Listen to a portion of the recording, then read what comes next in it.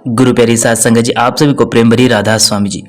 साध संगत जी, अक्सर हमारे कई सत्संगी भाइयों बहनों के मन में अधिकांश यही प्रश्न उठता रहता है कि पता नहीं क्यों वो मालिक मेरे जिंदगी में ही क्यों इतने दुख, इतने दर्द, इतनी परेशानी, इतनी मुसीबतें खड़ी क्यों करता है। संसार में और भी तो लोग हैं जो गलत कर्म करने के बाद भी आज खुश हैं, खुशहाल जिंदगी जी रहे हैं। पता नहीं क्यों मेरे ही हिस्से में इतनी दर्द, इतनी मुसीबत, इतने दुख, इतनी परेशानियां खड़ी कर दी इस मालिक ने। पता नहीं क्यों मेरी जिंदगी में सारी मुसीबतें आती रहती है। और भी तो लोग संसार में जी रहे हैं जो बड़ी खुशी खुशी और प्रसन्नता से अपना जीवन यापन कर रहे हैं। मैं परमार्थ से जुड़ी, मैं परमार्थ से जुड़ा, मैं सत्संग गई, मैं सत्संग गया। अधिकांश लोग यही सोचते रहते हैं। सेवा भी की, गुरुवाणी भी सुनी, सत्संग भी सुना और नामदान भी लिया, उसके बाद भी हमेशा मेरी जिंदगी में दुख, मुसीबत, परेशानियां और सत्संग सुनने के बाद, नामदान लेने के बाद, सेवा करने के बाद और ज़्यादा बढ़ती ही गई। उससे अच्छा तो मेरे आइट साइड के लोग हैं जो बिना नामदानी ही, जो सत्संग सुनने कभी जाते नहीं, जो कभी किसी संत महात्मा की बातों को सुनते नहीं, जो कभी उनका दर्शन करते नहीं, वो कितने खुश है। मैं हमेशा से देखती आई हूँ, या फिर यह कह लो मैं हमेशा से देखता आया हूँ। मेरे आसपास कई लोग हैं जो ना कभी सत्संग कर जाते हैं, ना सेवा करते हैं और ना ही वो किसी संत महात्मा को मानते हैं। वो हमेशा प्रसन्न रहते हैं, अपनी जिंदगी मस्त तरीके से जीते हैं। लेकिन ना जाने क्यों मेरे ही साथ इतनी मुसीबतें, इतने परेशानियां, इतने दुख और इतनी बेइज्जती मेरी ही होती रहती है। पता नहीं क्यों मेरी जिंदगी में ऐसा क्यों है। कहीं ऐसा तो नहीं कि मैं गलत रास्ते से जा रही हूँ या जा रहा हूँ, या ऐसा तो नहीं कि मैं गलत माध्यम को चुन लिया है। ऐसा तो नहीं कि मैं सत्संग घर जाता हूँ या जाती हूँ, या फिर सत्संग सुनता हूँ या सेवा करता हूँ या नामदान लिया है तो क्या मैंने कोई गलत काम तो नहीं कर लिया, कोई गलत रास्ता तो नहीं चुन लिया। अधिकांश ये प्रश्न हमारे मन में उठते रहते हैं। लेकिन एक बात ध्यान रखना, जब जब हम उस मालिक के करीब जाते हैं या फिर उस मालिक के किसी सच्चे बंदे से मिलते हैं तो अधिकांश 99% ऐसा आपको रिजल्ट मिलेगा कि अधिकांश हमारी जिंदगी में दुख, मुसीबत, परेशानियां जरूर आएंगी। क्यों? क्योंकि इन सभी की वजह है। वजह यह है कि जब हम उस मालिक के सच्चे बंदे के साथ जुड़ना प्रारंभ कर देते हैं या उस हरि की भक्ति के लिए कोई माध्यम ढूंढना प्रारंभ कर देते हैं तो अधिकांश यह काल का दायरा जो रहता है, यानी कि जो जाल है, यह संसार पूरा काल भगवान का है। अब वहाँ उसकी रूहों को कभी नहीं चाहेगा कि वह उस मालिक से जाकर मिले। और मालिक से मिलने का रास्ता क्या है?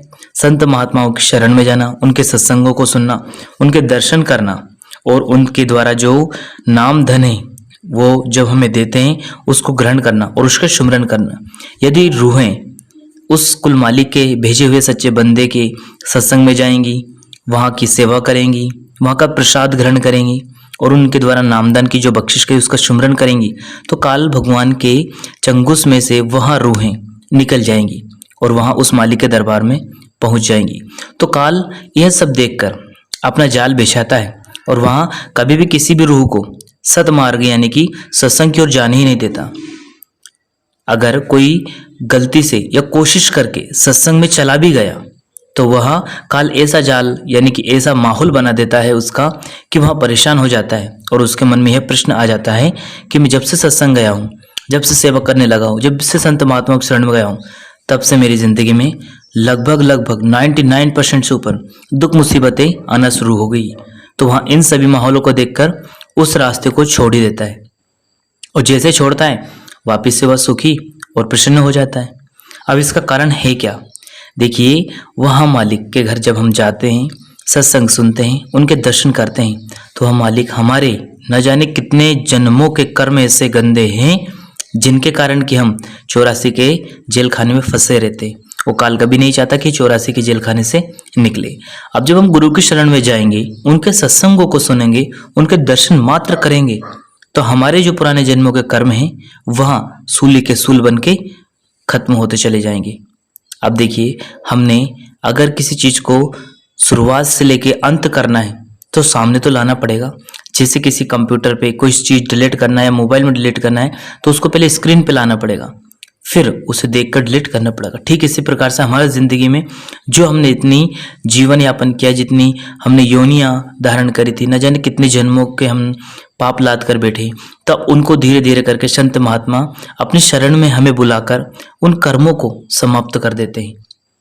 अब यदि कर्म समाप्त हो रहे हैं तो थोड़ा बहुत तो कष्ट जरूरी है। अगर यह कष्ट नहीं सहा तो आप जी को पता ही है कि हमने ना जाने कितने जन्मों के ऐसे गंदे कर्म कर रखे हैं जिससे कि हम जिंदगी भर चाहे खुशी खुशी जिले, लेकिन जिस उद्देश्य से हम इस संसार में आए हैं, क्या है उद्देश्य? वह है मोक्ष। वो कभी प्राप्त कर ही नहीं सकते जब तक कि हम सच्चे संत के शरण में जाकर उनकी हुक्म की सेवा यानी कि भजन सिमरन नहीं करेंगे। तो ये जो दुख मुसीबत परेशानी हमारी जिंदगी में आती है, ये हमारे कर्म है जो पुराने हमने किए हुए थे। ये खोटे कर्म हैं। अब इनको वहाँ गुरु वह मालिक के स्वरूप हमारे छोटे छोटे रूप में खत्म करवाते हैं, इसलिए हमें दुख मुसीबतें आती हैं। लेकिन एक बात ध्यान रखना, अगर दुख मुसीबतें परेशानियां अगर परमार्थ से जुड़ने के बाद शुरू हो रही है तो आप खुश हो जाइए कि आपके संभालने वाला कोई है जो इन दुख मुसीबतों को सूली की शूल बना बनाकर आपके कर्मों को समाप्त कर रहा है, आपको निर्मल कर देगा। देखिए इस जिंदगी में एक हमको 50-60-100 साल की जिंदगी मिली है, यह मानुष देही मिली है, लेकिन इसके लिए हमने कितनी जिंदगी कुर्बान की है। हमने 84 लाख योनियों भोगते आए, कभी कीड़े बने, पतंगे बने, पेड़ बने, सांप बने, कभी घिसाए, कभी कहाँ कभी कहाँ, कितने हमने नरक देखे, कितनी हमने यातनाएं सही, कितने दुख उठाए। उसके बाद हमें कोई 50-60 साल के लिए यह इंसान का जामा मिला है। अब इस 50-60 साल में भी हमने कोई 10 साल, कोई 20 साल, कोई 50 साल गुजार चुके, उसके बाद भी बना क्या? आखिर रहे तो वही के वही। अगर अब जिंदगी में हमने परमार्थ का रास्ता चुना है, सच्चे संत को चुना है, उनके सत्संग को सुना है, उनके दर्शन किए और नामदान भी ले लिए, तो अगर कष्ट आ रहे हैं, परेशानी आ रही है, तो बिल्कुल ना घबराएं, बल्कि अपने दोनों आंखों को बंद करें जब भी मुसीबत में हो और अपने गुरु का शुक्रिया करें। दोनों आंखें बंद करके 5-10 बार अपने मन में कहें, हे मेरे बाबा जी, हे मेरे गुरुदेव, हे मेरे प्यारे मुर्शिद, आपका शुक्रिया, शुक्रिया, शुक्रिया, शुक्रिया, शुक्रिया, शुक्रिया जो आपने मुझे संभाल लिया। क्योंकि आप जी बताइए, अगर जिंदगी ऐसे ही हंसते खेलते काटनी है तो फिर जो उद्देश्य था वह कैसे पूरा होगा? एक बात ध्यान रखना, अगर हमारे इस संसार में आने के बाद हमारे कर्म समाप्त नहीं हुए, हमने वह परमार्थ का रास्ता चुनकर अगर मुक्ति की खोज नहीं की, तो फिर से हमारा जन्म होगा, फिर से हमें कष्ट सहने पड़ेंगे, फिर से हमें कलयुग में जन्म लेना पड़ेगा। और आप जी को पता ही है कि आने वाला कलयुग, आने वाला समय इतना घोर कलयुग होगा कि किसी भी अच्छे धार्मिक स्थलों की कोई कीमत ही नहीं होगी, कि संत महात्माओं की आपको परख ही नहीं होगी। क्यों? क्योंकि संत महात्मा की कोई कद्र ही नहीं करेगा जी। कहाँ ढूंढते फिरोगे? अगर आपकी देखो किस्मत कितनी अच्छी है कि हमें इस जन्म में इतने पुण्य संत मिले, हमारे भाग्य, हमारे कर्म बहुत अच्छे हैं।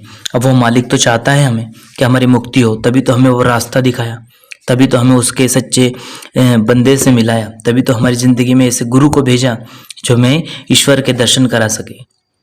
तो हमें कोशिश करना है कि दुख मुसीबतों को बिल्कुल इग्नोर कर दे, सोचना ही नहीं इनके बारे में, सब कुछ गुरु को समर्पित कर दे, अपने प्यारे मुर्शिद पर एक बार भरोसा करके देखे। उन पर भरोसा होगा तो तुम्हारा दुख मुसीबत क्या है सब समाप्त हो जाएगा, पता ही नहीं चलेगा। आप हंसते हंसते हर एक परिस्थिति से आगे बढ़ जाएंगे और आपको लगेगा ही नहीं कि कब वो दुख आया था, कब परेशानी आई थी। धीरे धीरे सब कुछ समाप्त हो जाएगा। एक बार अपने गुरु पर भरोसा करें और उनके द्वारा जो रास्ता बताया है वह है भक्ति मार्ग, यानी कि नाम की कमाई, उसको करते रहें और अपने सिमरन को दिन रात 24 घंटे अपने जुबा पर हर एक लफ्ज में दोहराते रहें।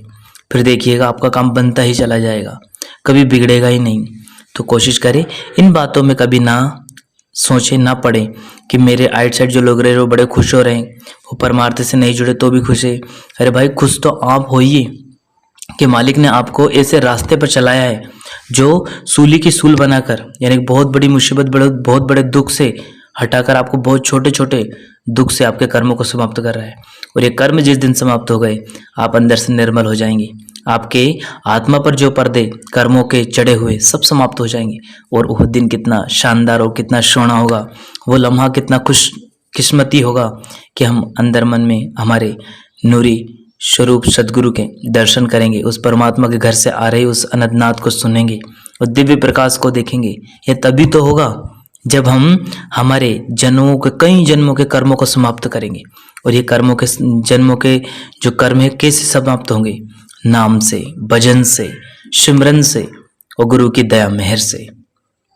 सत्संग जी, तो कोशिश करें कि अगर हमें इसी जन्म में मुक्ति हासिल करनी है, इसी जन्म में हमें उस मालिक के दरबार, उस घर में जाना है जहां से ना तो जन्म लेना है और ना मृत्यु होना है। तो हमें कोशिश करना है, हमें बड़े ही अच्छे संत महात्मा मिले, हमें बहुत ही अच्छा घर मिला है, ऐसा सत्संग घर मिला है कि दुनिया में कहीं है ही नहीं।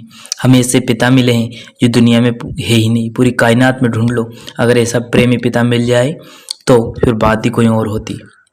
तो कोशिश करें कि हमें भक्ति उस एक मालिक की करनी है, उसको पाने के लिए करनी है। हमें हमारे मन में और किसी की चीज़ की चाह नहीं होनी चाहिए। समय जैसा चल रहा है चलने दो, दुख आ रहे हैं, खुशी आ रही, सब में एक जैसे रहो, अपने आप को कंट्रोल करके रखो, अपने आप को एक्टिव रखो। दुख आए तो घबराना नहीं, खुशी आए तो उछलना नहीं, हमेशा प्रसन्नता बनाए रखें। ऐसा कहते हैं डॉक्टर कि एक छोटा सा बच्चा रहता है, वो दिन में लगभग 20 से 25 बार मुस्कुराता रहता है, लेकिन हम जब से बड़े हुए तब से दिन में कोई 2-4 बार मुस्कुरा ली तो बहुत बड़ी बात हो जाती। तो हमें किस बात का दुख है? क्या तुम साथ लेकर जाओगे? इतना स्ट्रेस, इतना टेंशन क्यों लेते हो? क्या हम जिसके लिए कर रहे हैं सब हमारे साथ जाएंगे? क्या ये घर बार, धन दौलत, क्या ये रिश्तेदार, क्या यहाँ का मकान, क्या गाड़ी, क्या ये सब साथ जाएंगे जो इनके लिए तुम इतना स्ट्रेस लेते हो? अरे भाई, हमारे बाबा जी महाराज हमेशा समझाते रहते हैं हमें, हमारे साथ केवल एक चीज आई, वो है गुरु के द्वारा जो दिया गया नाम। उसकी कमाई जितनी होगी तो गुरु यहाँ भी वही है और वहाँ भी वही में। तो कोशिश करें कि नाम की कमाई भरपूर करें, इतना बैलेंस जमा कर ले हमारे खाते में नाम का कि हमें वहाँ जाकर हाजिरी नहीं देनी पड़े, सबसे अलग पहचान हो हमारी, और गुरु हमारे दोनों हाथ खड़े करके हमसे कहे आओ भाई, हमारा इंतजार करे, हमें पुकारे। और तभी होगा जब हम नाम की कमाई करेंगे। अगर नाम की कमाई कर ली तो हमने गुरु की पहचान कर लेंगे, यहाँ भी वही है और वहाँ भी वही है। अगर हमने नाम की कमाई नहीं करी तो हम उस मालिक की पहचान नहीं कर पाएंगे। जब अंत समय हमें वो लेने आएगा तो हम कैसे पहचानेंगे कि वो यही है? तो कोशिश करें कि जो हमारे प्यारे बाबा जी महाराज जी ने आपको नामदान की बख्शिश करी है उसका सुमिरन करते रहें और उनके हुक्म का पालन करें। कोशिश करें कि सुमिरन को एक घड़ी भी ना बिसारे, यानी कि 1 मिनट के लिए भी ना छोड़े, और भजन पे जरूर बैठिए, क्योंकि भजन ही जो कर्मों को समाप्त कर सकता है। इसलिए तो भजन को कहा गया है कि शब्द कर्म की रेख मिटाए, शब्द शब्द से जात मिलाए, यानी कि शब्द ही है जो कर्म को समाप्त करके वापिस शब्द में हमें विलीन कर देगा। और जिस दिन हम शब्द को सुन लेंगे उस दिन हम शब्द हो जाएंगे। और शब्द ही सृष्टि का रचनाकार है, उसने ही तो रचना की है सृष्टि की। वो मालिक शब्द ही है, वो मालिक प्रकाश ही है। अब कोशिश करना है, उस मालिक ने तो, उस गुरु ने तो, हमारे प्यारे बाबा जी ने तो हमारे अंदर सब कुछ जो खजाना था उसकी चाबी हमें दे दी और हमेशा साथ भी है। लेकिन अब कमी अब हमारी है। हम अगर खोज नहीं करेंगे तो गुरु क्या करे? गुरु तो फिर भी हमारे अंग संग 24 घंटे हैं, हर एक मुसीबत में, हर एक परेशानी में, दुख हो सुख हो, हर वक्त हमारे साथ खड़े रहते। लेकिन कमी हमारी है साहब, हम उनको भूल जाते हैं। जैसे दुख आते हैं हम उन्हें याद करने लगते हैं, जैसे सुख आते हैं सबसे पहले हम उनको भूल जाते हैं। तो यह सभी हमारी ही कमी है। जिस दिन हमारी कमी को हम अनदेखा नहीं करते हुए अगर उनको उजागर करते जाएंगे तो धीरे धीरे करके हम एक ऐसी रास्ता, एक ऐसा मंजर बना लेंगे कि हम रूहानियत पर तरक्की बाई तरक्की करते ही जाएंगे। तो कोशिश करें कि आइट साइड किसी को भी, पड़ोसी को या किसी रिश्तेदार को देखकर दुखी या सुखी नहीं होना। हमें तो अपने कर्मों को देखना है, अपने कर्म जैसे हमारा आज का जो मिला है वो हमारे कर्मों से तो मिला है। तो कोशिश करें कि अगर दुख मिल रहा है तो भी यह सोचे कि हमारे कर्मों के द्वारा है, सुख मिल रहा है तो भी यह सोचे कि हमारे कर्मों के द्वारा है। और बाकी सारा जो भी है कार्यभार, जो भी है जिम्मेवारी, सब गुरु को एक बार समर्पित करके देखें। और जो भी करे यह कहकर करे कि हे गुरु, हे बाबा जी, यह सब कुछ आप ही करने वाले हो, आप ही करतार हो, हम कौन हैं, आप ही संभालना। फिर देखना आप अपने सारे काम काज करते चले जाओगे, पता ही नहीं चलेगा कब कौन सा कार्य हो गया, उसे पूर्ण करने में भी समय नहीं लगेगा। और दुख मुसीबतें कुछ भी आएगी तो आपको इतनी अंदर से हिम्मत मिलेगी कि जैसे मैं कर ही नहीं रहा हूँ, करने वाला कोई और है। और वाकई में यहाँ बहुत सारों के एक्सपीरियंस है, जिन जिन ने अपने बाबा जी महाराज जी पर भरोसा करा, उन पर विश्वास करा, उनके कार्य बनते गए, उनके कार्य बिगड़े ही नहीं कभी। और चाहे जितनी दुख मुसीबत परेशानी आई, वो कभी विचलित हुए ही नहीं, घबराए नहीं, क्योंकि उनको भरोसा था कि हर मोड़ पर तो वो खड़ा है, हर जगह तो वो हमारा साथ देता है, उसने मेरा हाथ थाम रखा है, वो गिरने नहीं देगा। अगर इतना भरोसा है और यदि आपने भी ये एक्सपीरियंस किया है तो भाई साहब फिर देरी क्यों, उस मालिक से मिलना है ना, तो भजन सिमरन करते रहे। साथ संगत जी इसी के साथ अपनी वाणी को विराम देते हैं, फिर मिलते हैं किसी और वीडियो में। तब तक आप जी अपना और अपनों का ध्यान रखें। अगर वीडियो पसंद आए तो लाइक कीजिएगा, शेयर कीजिएगा और चैनल को सब्सक्राइब कर लीजिए, जिससे कि आपको ऐसे वीडियो